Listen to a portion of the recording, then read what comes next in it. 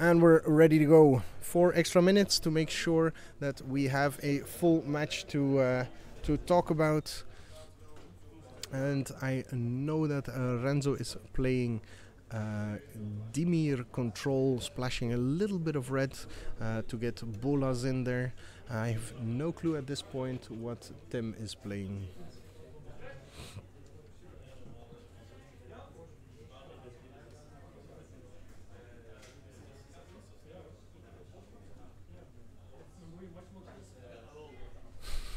Both players wishing each other a very nice match.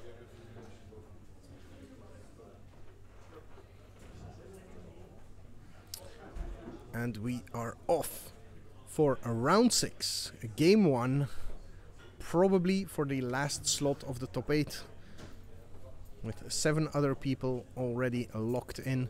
And the first card is Pteramander, indicating mono blue Curious Obsession as the most likely deck for Tim. Pteramander gets answered, well, not answered, by a Thought Erasure, as we see a hand that has Quench, Unsummon, Dungeon Geists and Merfolk Trickster. Takes the Quench, getting rid of all interaction that Tim has, as that Unsummon will not do very much against Renzo's mostly creatureless Dimir control deck. Pyromancer pokes in. Which creatures are there? There's... there are some creatures. There's quite a few creatures actually. So, Renzo is a creature-based disinformation campaign deck actually.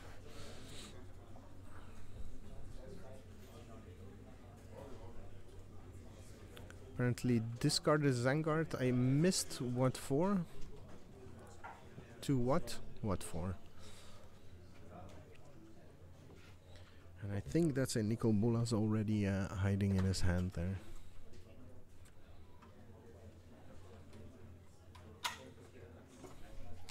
Tim not really putting a lot of pressure on his opponent.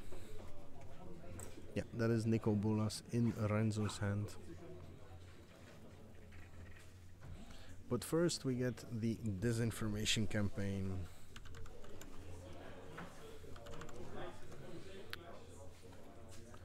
Which gets answered. I think this was with a Spell Pierce.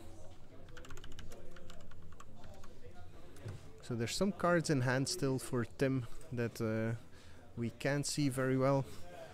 Let's have a look around the corner. Yeah, 1 card in Tim's hand. Both Tim and Renzo, some of the more quiet but definitely present people in the community here in Ghent, so it's very very nice to see them. Tim flashes his dive down and then discards it to the disinformation campaign, which is the engine that Renzo will be trying to grind out this match on.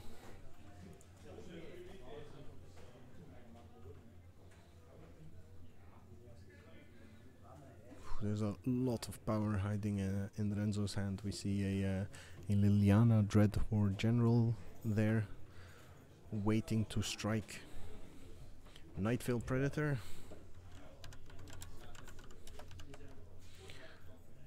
For Renzo, as a hard to answer, hard to interact with threat. Finally gets to fight back against that Pteramander.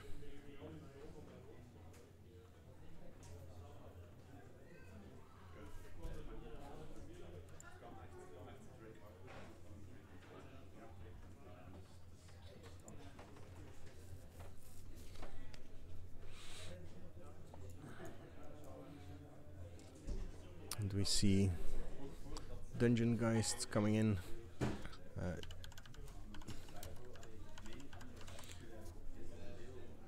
As a 3/3 flyer, can't target the Nightveil Predator, but will trade with it handily.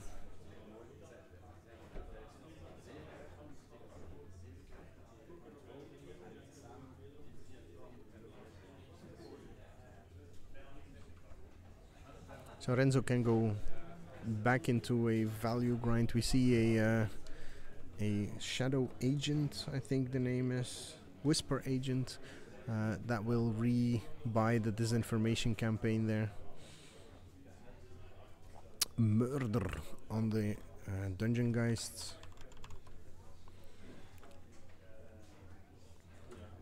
Looking to just stabilize the game and drag things out as long as he can. It gets answered with, I think, a dive down.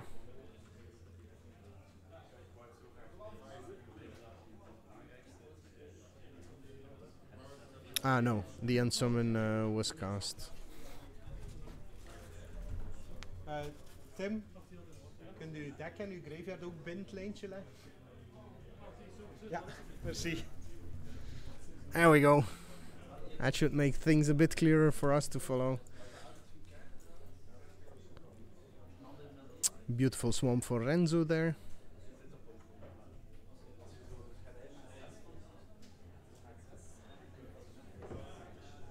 As we see, he has a lot of options here. Can go on to the offensive. He knows about the Coral Trickster in his opponent's hand, but that doesn't do, well, anything here. And that Terramander is a long way from flipping as well. Whisper Agent.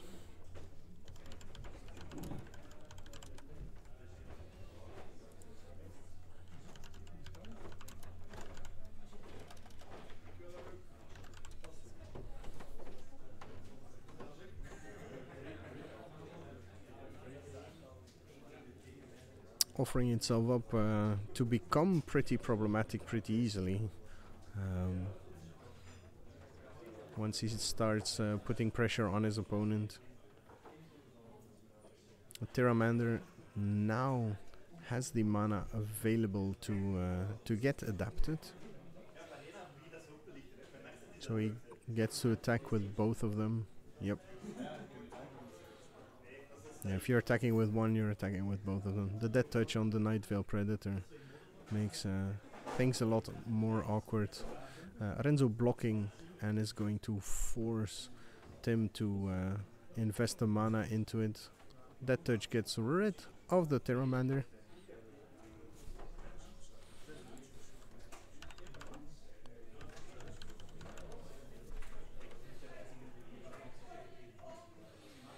And advantage, even though it doesn't look like it, pretty firmly in the camp of Renzo. Though Thought Erasure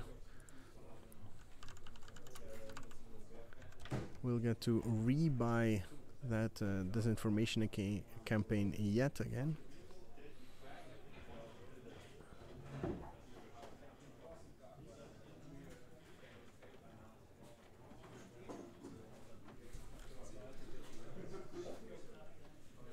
Seems like Tim is still thinking about it.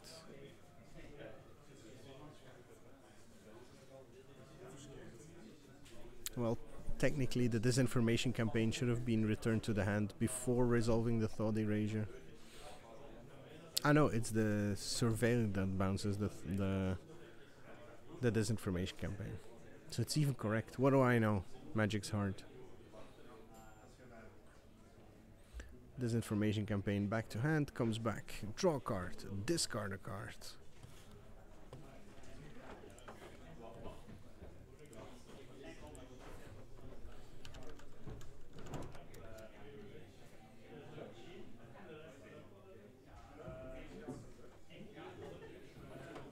And Renzo swings back. Now he just needs to find an answer to the Dungeon Geists, because that is a 4-turn clock, even though he's firmly in control of the hand situation. Gains 1 life, makes it a 5-turn clock. The difference a land makes now that they gain lives again. Siren Storm Tamer will protect that that clock for Tim. while adding to it, as long as it doesn't need to get sacrificed. So even though Renzo is the one with the full grip and control, if all he's holding is counter spells, then this might turn into an issue still, because he's not winning the race. It's again an example of that difference in dynamic.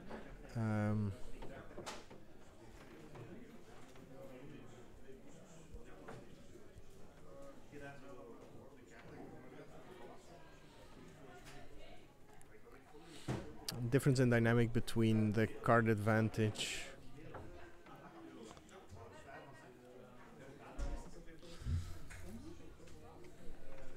so asks to sacrifice 2 with Dread Horde General.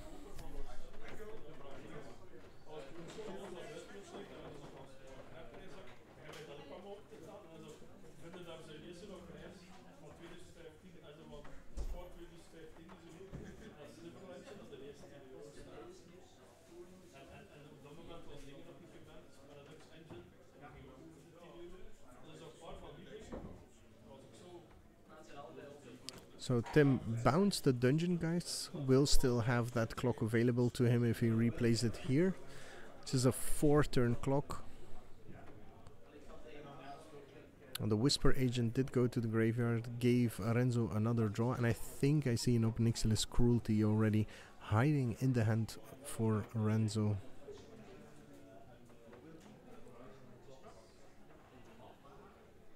Four mana, Dungeon Geist, 3/3 flyer, nothing more.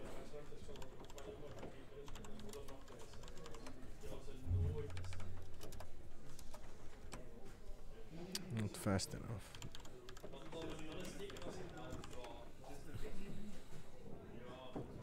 And another Terramander.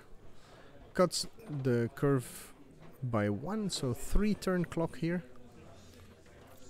Also provides pressure. Oh, but we have a Moment of Craving to take care of it. And if I'm correctly, we already have the Obnixilis Cruelty in hand. Yes, that looks like it.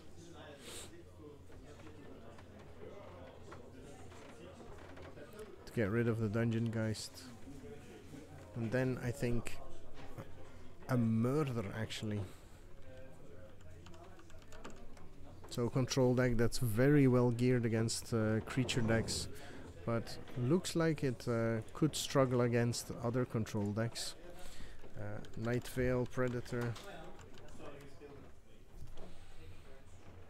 And I think if I were Tim, I would just scoop here, just to save time. Even though time is on his side, the games that he'd win will usually be quite a bit faster. Fairy Duelist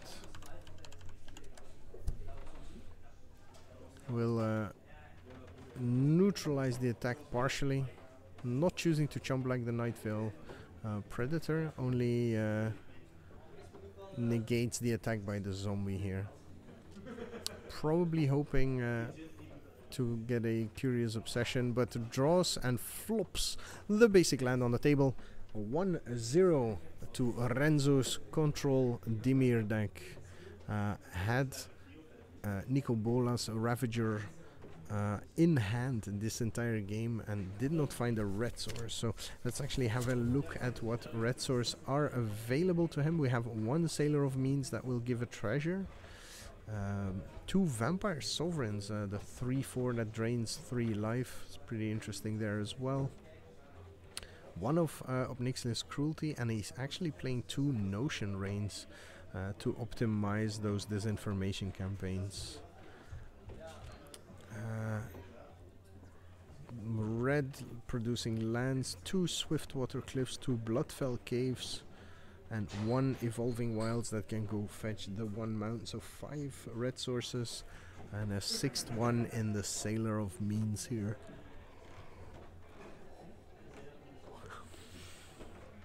So, from the side we get, for Renzo, we get Spell Pierce, Duress, Fungal Infections, a really important tool, Moment of Craving, Negate, Deep Freeze, Obnixilis Cruelty, and Cry of the Carnarium. So a lot of tools for him to fight back here. The Cry is good, the Obnixilis is good, Negates are good, Moment of Craving are good, Fungal Infections are good, Duress is pretty good, Spell Pierce is pretty good, but how much room will he find to bring that all in? Well, on Tim side we have Essence Scatters, Negate, Disdainful Strokes, Fairy Duelist. Sander, had hij uw dinosaur eruit gehaald? Ja, morgen dan. Oké, merci.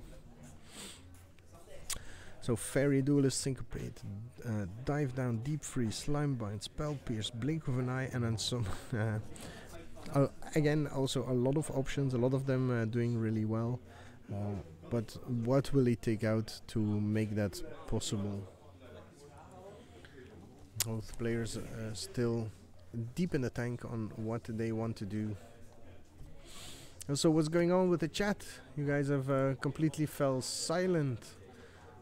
We have, who do we have hovering around? Alfred Eudokus, Angel of Light, Begovic, Commander Root, Griffarian, Kyle, Lurks, Marnal, MTGO, Millen Hero, Rumifex, Tio, Farinas, and Windsock. I see a lot of new names here, so curious who all of you are. And whether or not you realize what you're watching, because this is the Gentry Open. It's the final of the season in our own format. Gentry is a budget version of Standard that allows 15 uncommons and up to 5 and 4 unique rares and or mythics.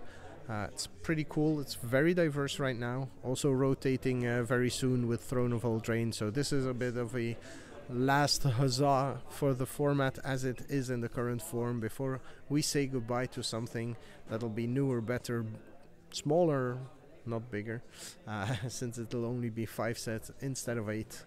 And I think that is Tim going to to mulliganing, and Renzo keeping his opening 7. Tim is on the play as Renzo won game 1, ready for game 2. And in the background we see some people hanging around that have already qualified. That is Alan, that is, not sure if Bob is in, Tace is just visiting, and then who else do we have there? Ruben is qualified as well, Ruben Notes. I see Peter hanging around there as well, Peter Steenbeek, but I'm not sure if he qualified or not.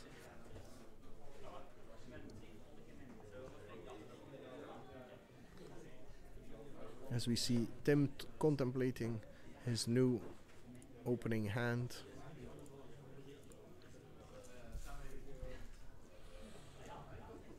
Seems like it isn't an easy decision either.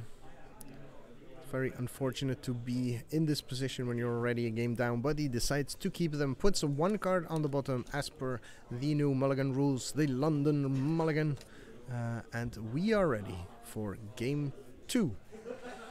Turn 1, Mistcloak Herald.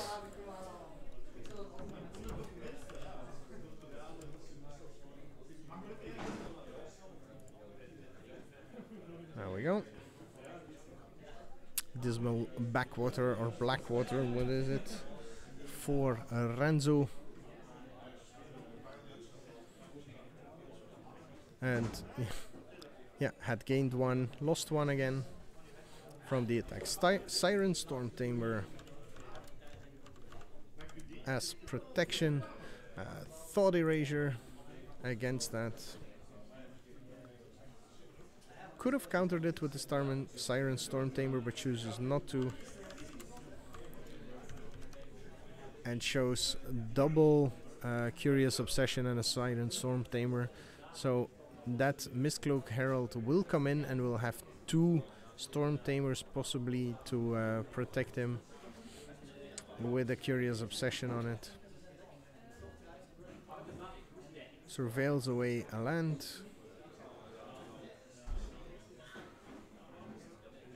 Yeah, Curious Obsession on the Mistcloak Herald. Protection in the form of Storm Tamer, and we have the configuration that Tim really wants for his deck. Protection and the carrier. Yeah, he has to, playing the second Storm Tamer here is just better because, or he could have bluffed to drawing a Spell Pierce, but we know that he drew a land, so. Oh, but then the worst possible option comes in Cry of the Carnarium, and that is backbreaking enough, possibly to just decide the game here and now. Being down one card from a mulligan, being on the play, and then getting 4 for 1, well, 3 for Ode, sort of. 3 for 1 with the Cry of the Carnarium, neutralizing your entire game plan, is probably enough to wrap things up here. Now Renzo, under no pressure, has his red mana and gets to carefully deploy his game plan, which, don't forget, involves disinformation campaign, making things worse. Quench takes care of a Vampire Sovereign. An interesting choice for this deck, for sure. These creature-based Dimir decks are, I think, really interesting in how they change the dynamic of what people expect. Especially after having seen Bob play his creature-less version. Seeing this deck is a very refreshing take. We have some people hovering around the feature match already, spectating. Eager to see Tom Doal, Alan, to see who will be joining them in the top 8. Murder takes care of that pesky nuisance that was chipping away at Renzo's life total. As we see Renzo getting an increasingly firm grip on the board here. Second Siren Storm Tamer gets answered by a Nightveil Sprite. Nightveil Predator, that gets Essence Scattered, which gets answered by a Negate. A bit of a counter war here over board presence. But apparently Tim has the Sphinx of Foresight to answer back. And Renzo is offering up the race here. 5 per turn versus 3 per turn with a lower starting life total. It's a pretty strong implication that things are about to happen. Liliana is back. Goes into sack 2 mode again. Clears the entire board.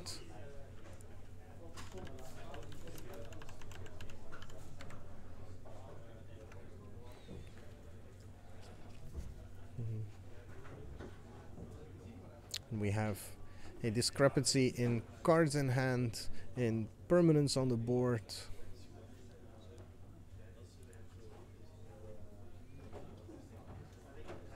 For very heavily favoring Renzo here. And for a second I thought that was going to be a scoop already, but we have the trusty Dungeon Geists coming back to haunt. They will be able to answer the Liliana Dreadhorde if they are unopposed, but that doesn't seem very likely, as we have Nicol Bolas, the Ravager, and Ob Nixilis Cruelty.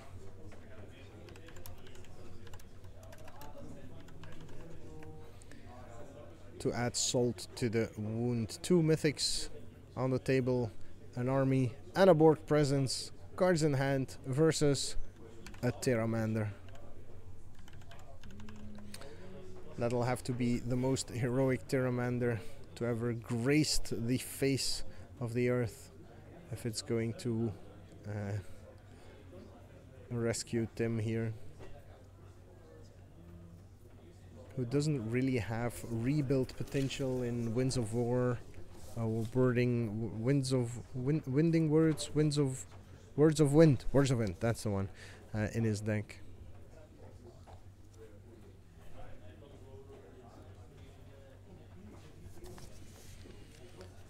So very much focused on grabbing small advantages and keeping them rather than coming back from behind, especially against control decks. And we have a transformed Nico Bolas for Renzo. Infinite things to do now. Starts off at 7 as well. Deals 10 damage to target creature or planeswalker. Can reanimate things.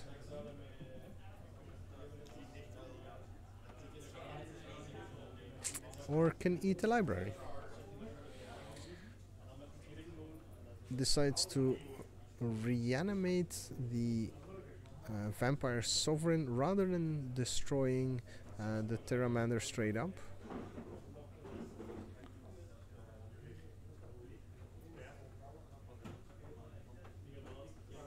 And Renzo also just, yep, this is my plan, taps out, not even representing counter spells.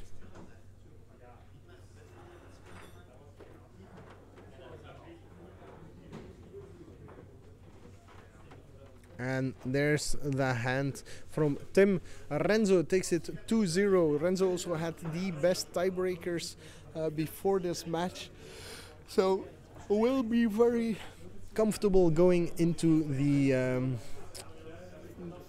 last round to see what into the final standings to see if he gets a slot. And while we wait for that last round to end, I'm putting you back on some coverage.